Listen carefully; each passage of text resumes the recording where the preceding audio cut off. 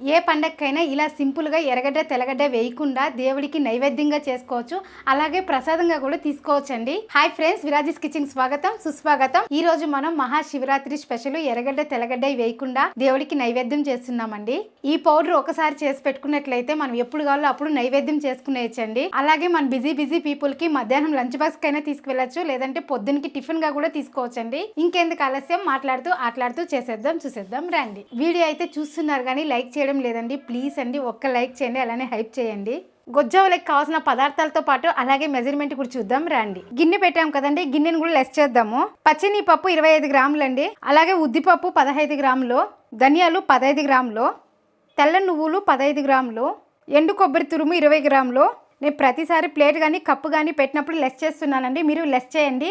దాన్ని వెయిట్ చేసినట్లయితే మనకు టేస్ట్ వేరేలాగా వస్తుందండి, కాబట్టి లెస్ చేసేయండి. కాశ్మీర్ మిరపకాయలు 30 గ్రాములు, 10 గ్రాములు గుంటూరు మిరపకాయలు. మీకు కారం ఇంకా కొంచెం కావాలంటే గుంటూరు మిరపకాయలు ఇంకొక 5 గ్రాములు వేసుకోండి. కాకపోతే మన పిల్లలకి ఇచ్చేదానికి ఈ కారం అయితే కరెక్ట్గా ఉంటుందండి. కలరు సూపర్గా ఉంటుంది, టేస్ట్ అదిరిపోతుందండి. కాబట్టి మీరు ఈ మెజర్మెంట్లో చేసినట్లయితే పిల్లలు ఇష్టంగా తింటారండి. ఈ స్పూన్ మెజర్మెంట్ తీసుకున్నానండి. 1/2 స్పూన్ జీలకర్ర, 1/2 స్పూన్ మిరియాలు, ఈ స్పూన్తోనే 1/4 స్పూన్ మెంతులు, 1/2 స్పూన్ నల్ల నువ్వులు, చింతపండు 30 గ్రాములు, 30 గ్రాములు బెల్లము, ఎండబెట్టిన కరివేపాకు ఒక గుప్పిడండి. బాగా ఎండింది కరివేపాకు కూడా. ఇలా ఎండిందంటే మనకి 5-6 నెలలు నిలువ చేసుకోవచ్చండి ఈ పౌడర్ అనేది. అలాగే కొద్దిగా పసుపు. మనం ఇవన్నీ వేయించేటప్పుడు ఈ పసుపు కూడా వేయించుకోవాలండి, కాబట్టి పసుపు కూడా చూపిస్తున్నాను.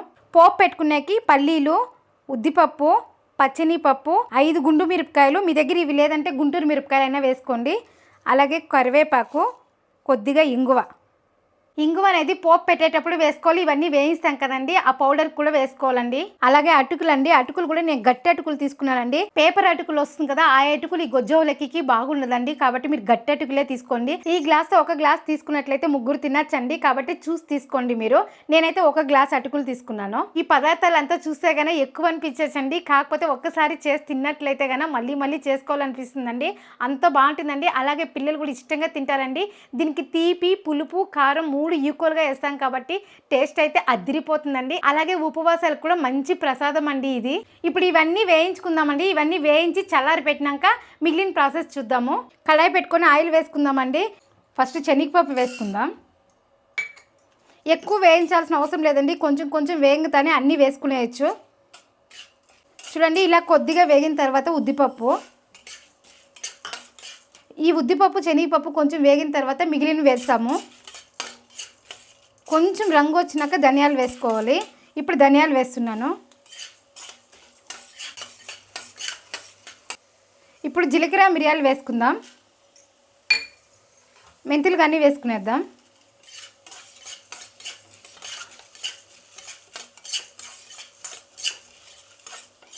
ఎక్కడ మీరు అలానే వదలొద్దండి, కలుపుతూనే ఉండాలి.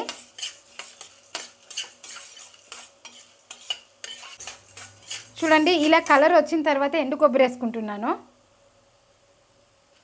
మీరు తురిమిందైనా వేసుకోవచ్చండి, లేదంటే మీరు చిన్న ముక్కలుగా కూడా కట్ చేసి వేసుకోవచ్చు. ఎలాగో మనం మిక్సీ పడతాం కదా, కాబట్టి ముక్కలుగా కూడా కట్ చేసుకోండి. అలాగే తెల్ల నువ్వులు. మనకి ఎండు కొబ్బరి వేయక ముందరే పచ్చినిపప్పు, ఉద్దిపప్పు అనేది బాగా వేగాలండి. కరివేపాకు వేసుకుందాం. కరివేపాకు ఆల్రెడీ మనం ఎండబెట్టినాం కాబట్టి కొంచెం రోస్ట్ చేసుకుంటే సరిపోతుంది. ఇప్పుడు కాశ్మీర్ మిరపకాయలు వేసుకుందాం. అలాగే గుంటూరు మిరపకాయలు వేసుకుందాం. మీరు ఎక్కువ క్వాంటిటీ చేసేటంటే మిరపకాయలు అనేది సపరేట్గా వేయించుకోండి.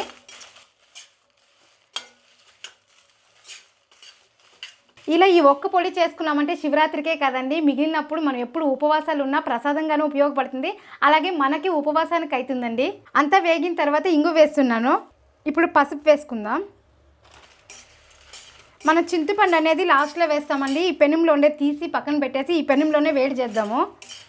బెల్లం కూడా అంతే అండి, లాస్ట్లో మనం పొడి చేసేటప్పుడు కానీ వేసుకోవచ్చు. ఒకవేళ మర్చిపోతామంటే మనం ఆఫ్ చేసేటప్పుడు ఇందులో వేసి కూడా పెట్టేయచ్చు. అంతే అండి, అన్నీ బాగా వేగిపోయినాయి. ఇప్పుడు ప్లేట్లోకి తీసేద్దాం.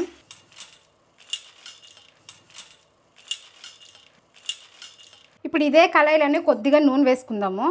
ఎక్కువ అవసరం లేదండి, నూనె కొద్దిగా సరిపోతుంది. చింతపండు వేయించుకుందాం దీంతోనే. ఇలా విడివిడిగా తీసి వేయించారంటే బాగా వేగుతుంది. మనం పొడి చేసేటప్పుడు మెత్తగా అవ్వాలండి చింతపండు. మీరు వేయించేసి ఇలానే వేడి మీద పెట్టేసినారంటే కూడా బాగా వేగుతుంది.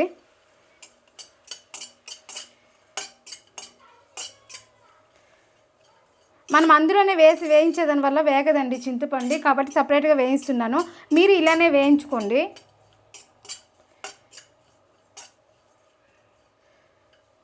ఇప్పుడు స్టవ్ ఆపేద్దాము.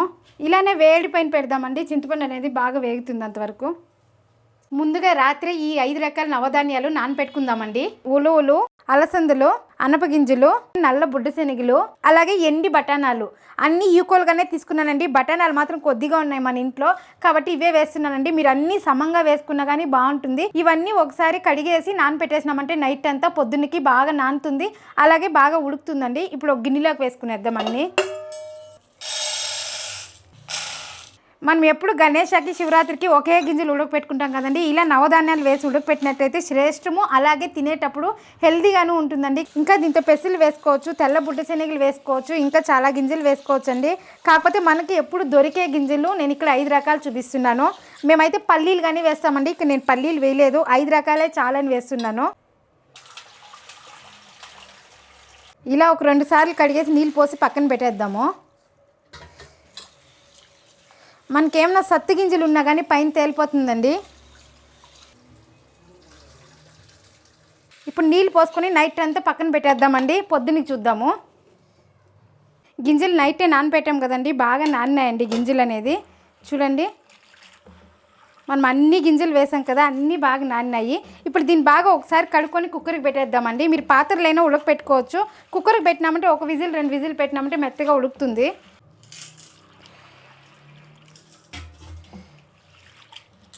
ఈ శివరాత్రికి మీరు ఏమేమి వంటలు చేస్తున్నారు, ఏమేమి గింజలు ఉడకపెడుతున్నారు? నేనైతే ఇలా నవధాన్యాలు అన్నీ వేసి ఉడకపెడతానండి. ఇలా ఉడకపెట్టేదాని వల్ల పిల్లలు ఇష్టంగా తింటారు, అలాగే అన్ని గింజలు వాళ్ళకి తెలుస్తుందండి.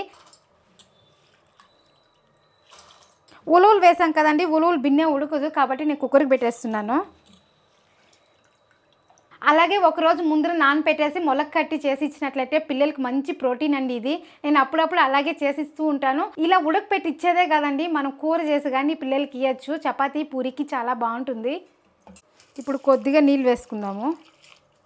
మనకి గింజలు మునిగేంత వేసుకుంటే సరిపోతుందండి. రుచికి సరిపోయినంత సాల్టు. ఇప్పుడు 3 విజిల్లు పెట్టుకుందామండి. ఉలవలు వేసాం కదా, ఉలవలు వేయినట్లుంటే మన 2 విజిల్ సరిపోతుందండి.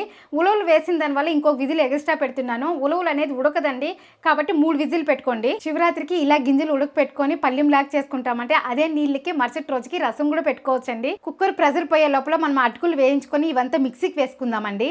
అటుకులు అనేది ఉడుకు చూపించుకోవాలండి, ఎక్కువ వేయించాల్సిన అవసరం లేదు. బాగా ఉడికెక్కిందంటే స్టవ్ ఆపేస్తాము. ఇలా కలుపుతూ ఉండాలండి. మనకు పెను బాగా వేడెక్కినాక అటుకులు వేసినట్లయితే 5 నిమిషాల్లో అటుకులు అనేది వేడెక్కిపోతుందండి. అటుకులు వేడెక్కితేనే స్టవ్ ఆపేస్తే సరిపోతుంది.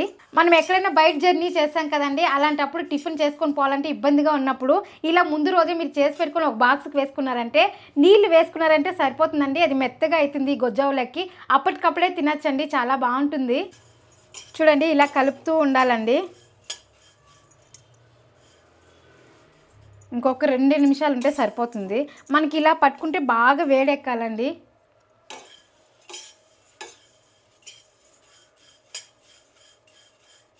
ఇలా పట్టుకుంటే ఉడుగ్గా అయితే చాలండి. ఇప్పుడు స్టవ్ ఆపేసి బాగా చల్లారి పెట్టుకుందామండి. చల్లారి పెట్టుకున్నాక మిక్సీకి వేసుకోవాలి దీన్ని. ఈ గ్యాప్లో ఇది చల్లారిపోయిందండి, దీన్ని మిక్సీ పట్టుకునేద్దాము. ఫస్ట్ మిరపకాయలు వేసుకుందాము. మనం పులిహోర పౌడర్ చేస్తాం కదండి, ఇప్పుడు చింతపండు వేసి నేను పౌడర్ చేస్తున్నాను కదా, చింతపండు వేయకుండా ఇలా ఈ గింజలే ఇవే పౌడర్ చేసుకున్నామంటే చింతపండు అనేది నానపెట్టి గొజ్జు తీసుకొని ఉడకపెట్టుకునేసినట్లయితే ఎప్పుడు కావాలి అప్పుడు పులిహోర కూడా కలుపుకోవచ్చండి. ముందుగా మనం మిరపకాయలు మిక్సీ వేసుకుందామండి, మళ్ళీ పప్పులంతా వేసి మిక్సీ పట్టుకుందాము.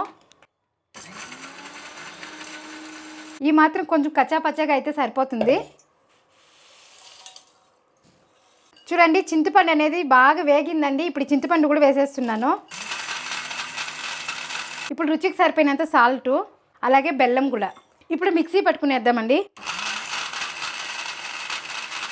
చూడండి పౌడర్ అనేది ఇంత మెత్తగా అవ్వాలండి, మరీ మెత్తగా కాకుండా మరీ బరకగా కాకుండా ఇలా ఉంటే సరిపోతుందండి. చూడండి ఇలా పొడి పొడిగా రావాలండి మన పొడి కూడా అనేది.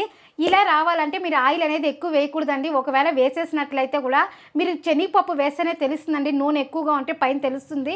కాబట్టి కొంచెం వంచేయండి. నూనె ఎక్కువైనట్లయితే కూడా ఇలా పొడి పొడిగా రాదండి, ముద్దుగా వస్తుంది. అలాగే మనం నిలువ చేసుకున్నా కానీ గడ్డలు గడ్డలుగా కట్టేస్తుందండి. కాబట్టి ఇది వేయించుకునేటప్పుడు నూనె అనేది చూసి వేసుకోండి, సరిపోతుంది. ఇప్పుడు ఒక ప్లేట్లోకి తీయేద్దాము. చూడండి ఎంత పొడి పొడిగా వచ్చిందో. అలాగే మనం మిక్సీ పట్టినా కూడా ఎక్కడ గడ్డలు గడ్డలు లేకుండా వచ్చిందండి. ఇలానే ఉండాలి మన పౌడర్ అనేది. అటుకులు కూడా చల్లారిపోయినాయండి. ఇదే మిక్సీ జార్లో మనం పొడి పొడిగా చేసుకోవాలండి. మన బెన్సీ రవ్వ వస్తుంది కదా, దానికంటే కొంచెం పెద్దగానే ఉండాలండి. నెల్లూరు నూకలాగా ఉండాలండి. అప్పుడే మనకి గొజ్జవ లెక్క అనేది చాలా బాగుంటుంది. మీరు మిక్సీ పట్టేటప్పుడు కూడా చాలాసేపు పట్టద్దండి. ఊరికే ఇలా తిప్పి అలా తిప్పినామంటే సరిపోతుంది. చూడండి ఇలా తిప్పి ఇలా ఆఫ్ చేస్తే సరిపోతుందండి. చూడండి ఇలా నూకుగా ఉండాలండి. మీకు ఇంకా మెత్తగా అయిందని డౌట్ వస్తే పిండి జల్లెడతో జల్లపెట్టుకున్నామంటే మెత్తందంతా పడిపోతుందండి. ఆ మెత్తంది మనం దోశకి ఇడ్లీకి నానపెడతాం కదా, అప్పుడు యూజ్ చేసుకోవచ్చు. ఇప్పుడు ఒకసారి జల్లి పెట్టుకుందాము. మనకు పెద్ద నూకే కావాలండి, ఈ సన్న నూక అవసరం లేదు. ఇక్కడ కర్ణాటకలో అయ్యంగార్స్ వాళ్ళ ఇంట్లో వారానికి ఒకసారి ఈ గొజ్జవలకి చేస్తూనే ఉంటారండి. స్వీటు, హాటు, ఉప్పు ఈ మూడు కలిసి ఈక్వల్గా ఉండేదానివల్ల చాలా బాగుంటుందండి ఇదైతే. చూడండి ఇలా నూకుగా ఉండాలండి. నేను చెప్పాను కదా మన నెల్లూరు నూక ఎలా ఉంటుందో అలా ఉండాలండి. ఇప్పుడు దీన్ని ఒక గిన్నెలోకి తీసుకునేద్దాం. ఈ పొడి కూడా ఏం వేస్ట్ అవ్వదండి. మనం ఇడ్లీకి బియ్యం నానబెట్టేటప్పుడు అందులో వేసేస్తే సరిపోతుంది. ఇప్పుడు దీన్ని కడుక్కునేద్దామండి. కడిగేసి నీళ్ళు వంచేసి వలగేసేద్దాము.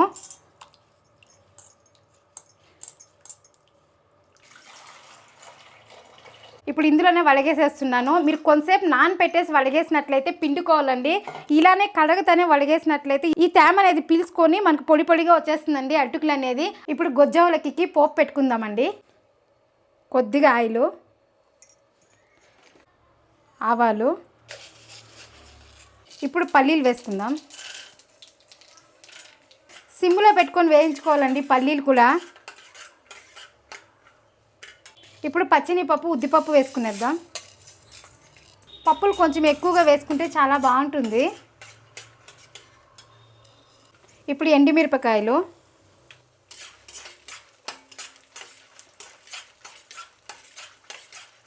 ఇప్పుడు కరివేపాకు వేసుకుందాం.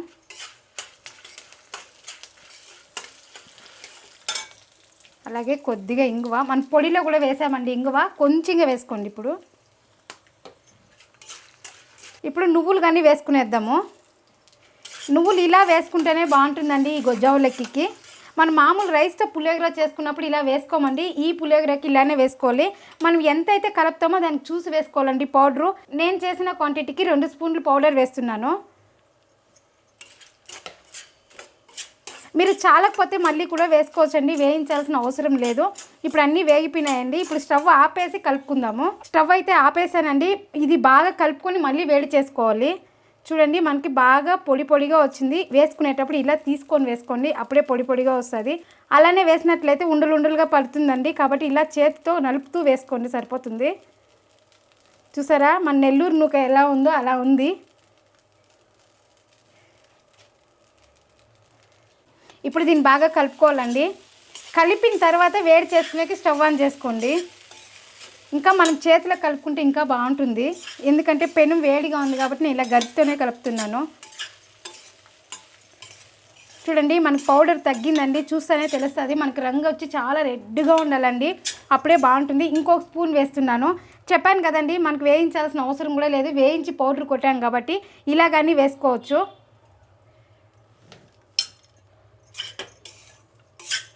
మనం ఆల్రెడీ ఉప్పు కానీ వేసేసాము. ఉప్పు ఏమన్నా చాలేదంటే చూసి వేసుకోండి.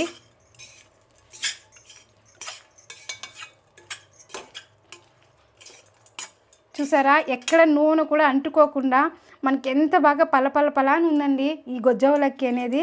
ఇంకొకటి అండి నేను చెప్పడం మర్చిపోయినాను, అటుకులు అనేది మిక్సీ పట్టాం కదండి, ఆ మిక్సీ పట్టిన నూకని మనం కడగకుండా అలానే పక్కన పెట్టుకొని ఇప్పుడు ఎలా అయితే పోపు పెట్టామో అలా పోపు పెట్టుకునేసి ఆ అటుకుల రవ్వని ఇందులో వేసి మిక్స్ చేసి ఒక డబ్బీకి వేసుకున్నట్లయితే ఎప్పుడు కావాలో అప్పుడు వేడి నీళ్ళు పోసుకొని మనం అలానే తినొచ్చండి. బిజీ పీపుల్ ఆఫీస్కి వెళ్ళే వాళ్ళకి టైం లేనప్పుడు ఇలా కలిపి పెట్టేసి బాక్స్లో వేసి వేడి నీళ్ళు పోయేసి మూత పెట్టేసినట్లయితే ఒక 3-4 నిమిషాలకి ఇలా గొజ్జావులకి రెడీ అయిపోతుందండి.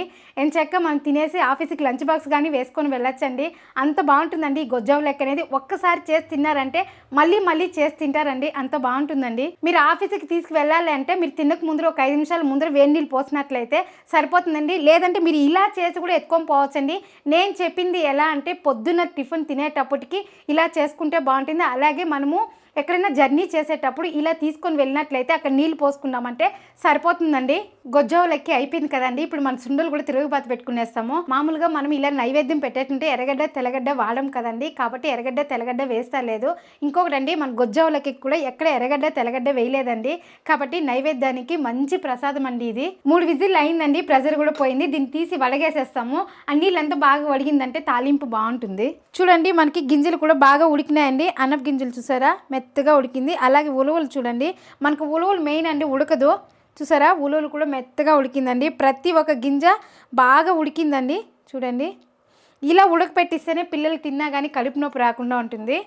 ఇప్పుడు వలగే వేసి ఈ నీళ్ళు పక్కన తీసుకుందామండి. మనకి ఈ రోజు రసం పెట్టే కుదరలేదంటే ఆ నీళ్ళు అలానే ఫ్రిడ్జ్లో పెట్టేసి కూడా మరుసటి రోజు కూడా రసం పెట్టుకోవచ్చండి, చాలా టేస్టీగా ఉంటుంది.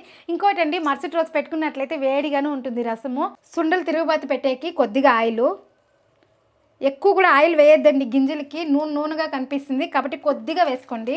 కొద్దిగా ఆవాలు బాగా చిట్లినాక ఎండుమిరపకాయలు,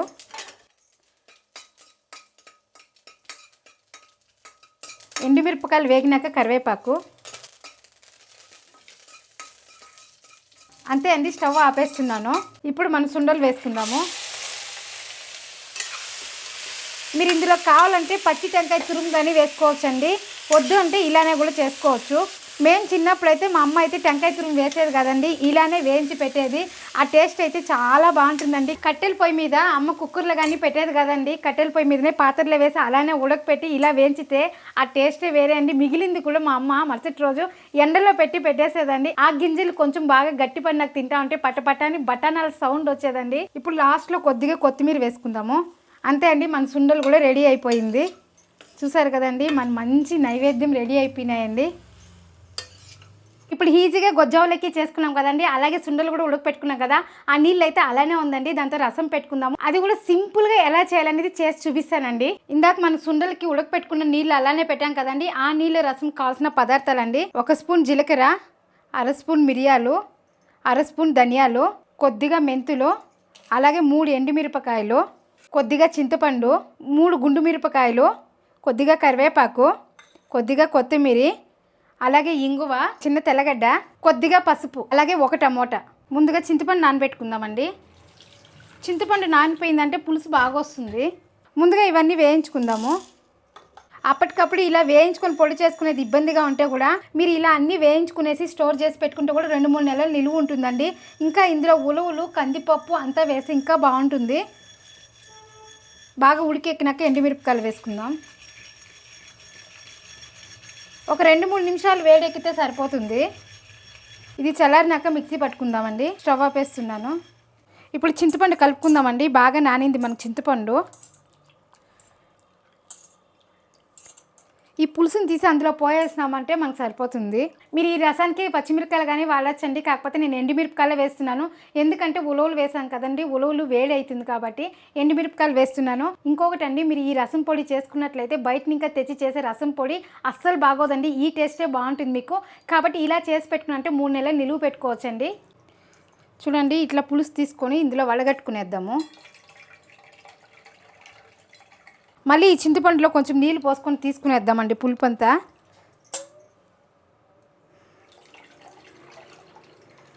మన ఇంటికి ఎవరైనా వచ్చినప్పుడు కూడా ఇలా రసం పెట్టినామంటే ఈ రసం తింటే ఫిదా అయిపోతారండి, అంత బాగుంటుంది. ఇప్పుడు బాగా చల్లారిందండి, మిక్సీ పట్టుకుందాము. తెల్లగడ్డలు ఇప్పుడే వేయలేదండి, లాస్ట్లో వేస్తున్నాను. ఇప్పుడు ఇందులోనే తెల్లగడ్డ వేసుకుందాము. చూడండి ఈ మాత్రం మెత్తగా అయితే సరిపోతుందండి. మీరు ఈ పౌడర్ స్టోర్ చేసుకోవాలనుకుంటే తెల్లగడ్డలు వేయొద్దండి, అలానే చేసి పెట్టుకోండి సరిపోతుంది. ఇది ఒక ప్లేట్లో తీసుకునేద్దాము. ఇందులోనే టమాటా కూడా రుబ్బుకునేస్తామండి. మీరు ఈ టమాటాలు వేయించే కన్నా ఇలా మిక్సీ పట్టి వేయండి, చాలా బాగుంటుంది టేస్ట్ అయితే.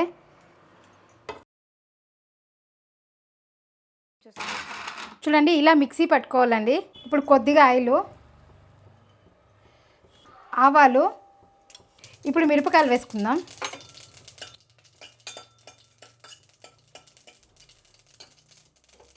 అలాగే జీలకర్ర మిరియాలు ఈ పౌడర్ వేసుకుందాం. కరివేపాకు. రసానికి ఎక్కువ నూనె వేయొద్దండి, ఇలా ఉంటేనే బాగుంటుంది రసానికి. కొద్దిగా పసుపు. చాలామంది ఎక్కువగా నూనె వేసేదాని వల్ల మనం అన్నం కలుపుకునేటప్పుడు చేతికంతా నూనె ఉంటుంది, కాబట్టి ఇలా వేసుకుంటే సరిపోతుంది. అలాగే కొద్దిగా ఇంగువ. రసానికి ఇంగువ పడితేనే అండి బాగుండేది. ఇప్పుడు ఇందాక టమాటా రుబ్బుకున్నాం కదా, ఈ ప్యూరీ కూడా పోసుకునేద్దాం. చూడండి ఇలా బాగా వేయించుకోవాలండి, అప్పుడే 2-3 రోజులైనా రసం పెట్టుకునేకైతుంది. ఇప్పుడు బాగా వేగింది, ఈ పులుసు పోసుకునేద్దాము. ఇంకా కొంచెం నీళ్ళు వేయాలండి, మన చింతపండు పులుపు ఎక్కువ వేసినాం కదా, కాబట్టి ఇంకా నీళ్ళు పడుతుంది. నీళ్ళు వేసుకుందాం. మనం ఆల్రెడీ గింజలు ఉడకపెట్టాం కదా, ఆ నీళ్ళలో ఉప్పు అయితే ఉందండి. ఇప్పుడు మళ్ళీ నీళ్ళు వేసాం కాబట్టి చూసి ఉప్పు వేసుకోండి. అంతే అండి, మన రసం అయితే అయిపోయింది. చూడండి టమాటా కట్ చేసి వేస్తే కూడా కనిపిస్తూ ఉంటుంది, పిల్లలు ఎత్తి పెట్టేస్తారు కదా. ఇలా రుబ్బి వేసేదాని వల్ల టమాటా కూడా ఎక్కడ కనిపించలేదండి. అలాగే మనం జీలకర్ర మిరియాలు తెల్లగడ్డలు బాగా పౌడర్ చేసాం కదా, అది కూడా ఎక్కడ తొక్కలు కనిపించలేదండి. పిల్లలు ఏది తీసి పెట్టేయలేదు, కాబట్టి కారము పులుపు ఉప్పు అనేది కరెక్ట్గా ఉందండి. ఇప్పుడు పైన కొద్దిగా కొత్తిమీర వేసి బాగా బురుగు వచ్చినాక స్టవ్ ఆపేసినామంటే అయిపోయిందండి మన రసము. ఇందులో కొద్దిగా కొత్తిమీర వేసుకుందాము. ఇప్పుడు ఈ రసం అనేది బాగా బురుగు రావాలండి. చాలామంది రసం ఉడకపెడతారండి, ఉడకపెట్టినట్లయితే టేస్ట్ అయితే మారిపోతుందండి. బురుగు వచ్చిందంటే సరిపోతుంది. మీరు మళ్ళీ కావాలంటే రేపు ఒకసారి ఉడుకు చేసుకున్నారంటేనూ బాగుంటుందండి. ఉడికేదాని వల్ల మన రసం అనేది చేదు వస్తుందండి, కాబట్టి మేమైతే రసం ఉడకపెట్టము. ఇలా బురుగు వస్తేనే స్టవ్ ఆపేస్తాము. చూడండి ఇలా నురుగు వస్తే సరిపోతుందండి. ఇప్పుడు స్టవ్ ఆపేస్తున్నాను. రసం కూడా అయిపోయిందండి. చూసారు కదండి, మనం 3 వంటలు చేసినట్లే లేదండి, అంత ఈజీగా అయిపోయింది. ఇప్పుడు నేను కూడా దేవుడికి నైవేద్యంగా తీసేస్తున్నానండి. అలాగే సుండలు కూడా పెడదాము. చూడండి 2 ప్రసాదాలకి ఎర్రగడ్డ తెల్లగడ్డ వాడకుండా చేసామండి. ఇది దేవుడికి నైవేద్యం పెట్టేద్దాం. మీరు ఈ మహాశివరాత్రికి ఉపవాసం ఉన్నట్లయితే ఇలా చేసుకున్నారంటే ఈజీగా అయిపోతుందండి. అలాగే నైవేద్యం కూడా మంచిగా పెట్టినట్లు ఉంటుందండి. మీకు ఏ చిన్న డౌట్ ఉన్నా కానీ కామెంట్ చేయండి, అలానే లైక్ చేయండి, హైప్ చేయండి. ఇలాంటి దేవుని ప్రసాదాలు మన ఛానల్లో చాలా ఉన్నాయండి. ఇక్కడ క్లిక్ చేసి చూడండి. మరొక వీడియోలో మళ్ళీ కలుద్దాం. బాయ్.